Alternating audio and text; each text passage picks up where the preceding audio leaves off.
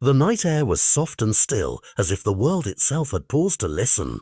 Above the sky was a dark velvet quilt, dotted with pinpricks of light, casting faint silver whispers across the manicured lawns of the gated neighborhood. Below, the polished driveways and stately homes lay in quiet harmony, until a harsh voice shattered the peace, ricocheting off marble columns and echoing into empty streets. What happened next would change everything. Sophia stepped forward, designer loafers clicking against the smooth pavement. At 10 years old, she wore wealth like a second skin. Her designer dress flowed around her, a living proof of privilege. Yet tonight, all that money had not bought her one simple thing: compassion. Standing before her was Rusty, a stray German shepherd with a shaggy coat so dirt-streaked that his ribs showed like ridges on a forgotten map.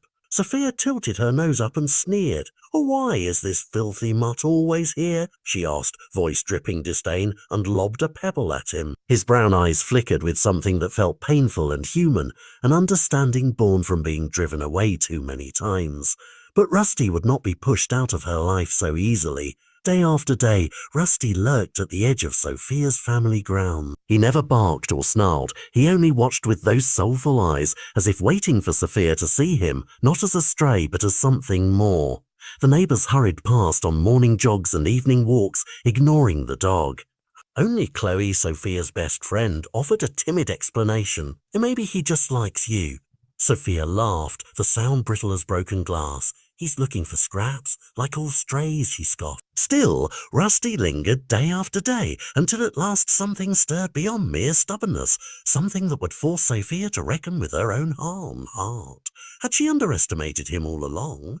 The next afternoon, gold sunlight draped the park in warmth. Sophia and Chloe balanced on a narrow ledge of stone, daring each other to outdo the other's bravado. Below, a deep drainage ditch yawned, its moss-slick walls promising a nasty tumble. "Yeah, I bet you can't cross without falling," teased Chloe, eyes bright. Sophia flashed a confident grin. "Watch me." She stepped out, arms spreading wide like sails catching wind. For a fleeting moment she felt conqueror of the world, until the rock beneath her shifted.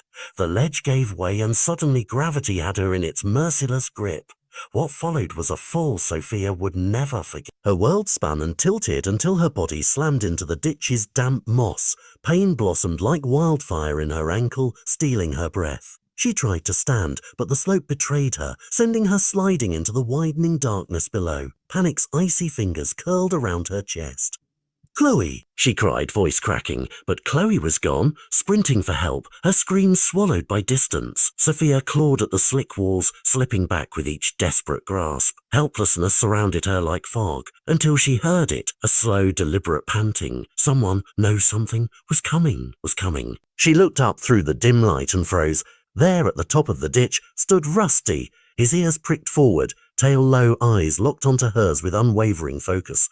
"Go away," she managed to hiss, pride quivering in her voice. Yet Rusty did not bolt. Instead, he inched down, claws digging into earth for purchase. Step by step, he closed the gap until his muzzle gently nudged her arm. Sophia hesitated. Could she trust him? Her heart thundered. When she tried to rise, pain seared through her leg and tears blurred her vision. Rusty pressed closer, waiting. With trembling fingers, she grasped his thick fur, and together they began the climb. This simple act would shatter every one of her assumptions. They emerged onto the grass in a tangle of dirt and panting breath. Sophia lay back, chest heaving, ankle throbbing, clothes scraped and stained. Rusty dropped beside her, chest rising in slow, steady rhythm. The realization cut through her like a cold wind. She could have been stranded for hours, or worse, without him. Yet, when she looked into his patient eyes, gratitude choked her pride. "Instead of a thank you," she muttered, "get off me," brushing gritty grass from her arms. Rusty tilted his head, confusion rippling across his furry forehead, but he did not retreat. At that moment, Sophia sensed something profound stirring within her. A rustle in the bushes jolted her upright. Heart hammering, she scanned the shadows. A tall figure stepped forward, a man in a dark jacket, eyes gleaming with intent. Sophia's legs wobbled beneath her, pain forgotten as fear seized her throat. Before she could shriek, Rusty's low growl rolled through the air like distant thunder. His stance shifted, muscles coiled, fur-bristling, teeth bared. The stranger froze, indecision in his eyes, and with a final glare he backed away, melting into the trees. Sophia stared after him, chest pounding.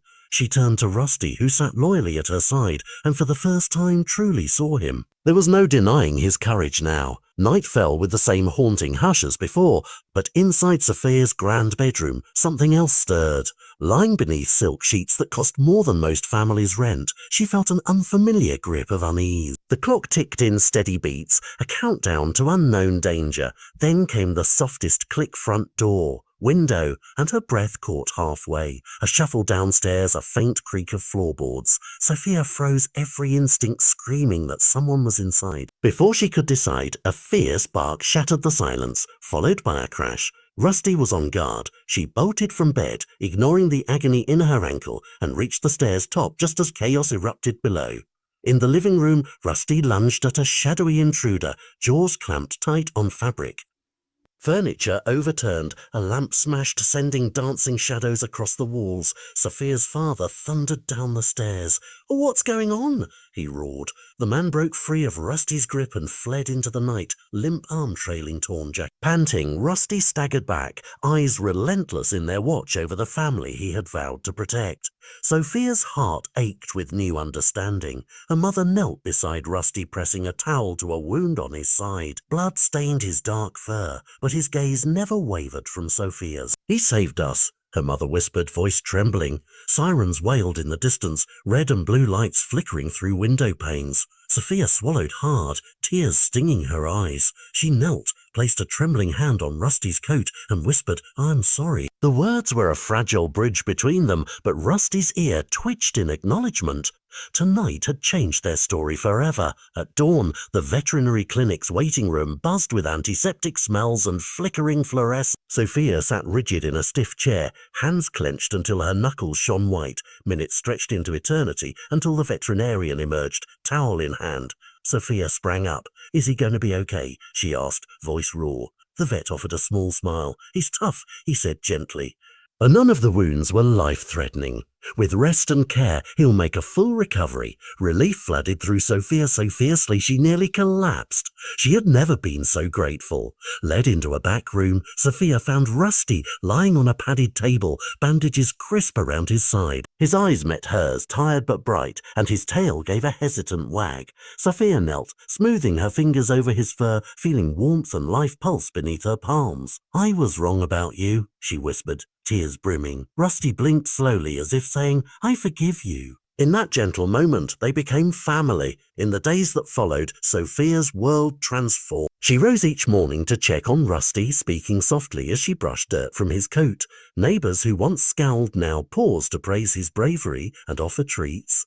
Sophia even asked her parents to donate her old toys to a local shelter, a gesture unthinkable before. One afternoon, she clipped Rusty's leash onto his collar and led him down their street. Chloe's eyes widened. "Oh, you're actually keeping him?" she breathed. Sophia smiled, scratching Rusty's ears. "Of course," she said. "He's my hero." A chorus of barks and laughter followed them home, and for the first time, Sophia understood what it meant to protect and be protected by someone who loved her unconditionally.